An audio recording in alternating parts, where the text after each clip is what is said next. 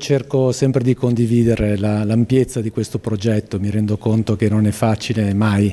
immaginare cosa significa ospitare dei giochi in un paese e quali sono gli effetti poi dell'ospitare i giochi, quindi il mio tentativo, anche in virtù un po' delle esperienze personali passate, questa è la 7ª edizione dei giochi alla quale ho il privilegio di partecipare, mi porta a condividere, a cercare di far capire con i territori i significati del passaggio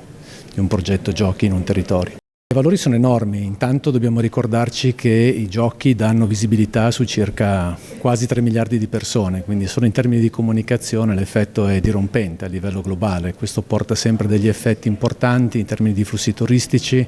in termini di passaggi sui territori ospitanti, quindi banalmente questo è un effetto inimmaginabile, insomma, molte volte non neanche quantificato o pensato, si pensa molto ai lavori, si pensa molto magari ai disagi per arrivare a quel momento, ma non si pensa mai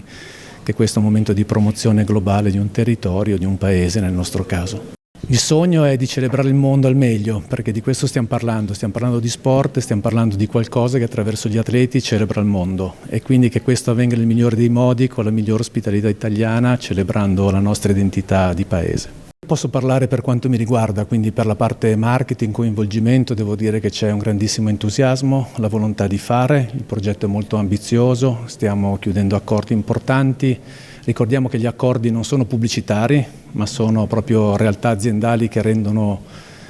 fattibile un progetto giochi e c'è grande coesione a livello territoriale, a livello nazionale, quindi io sono molto fiducioso.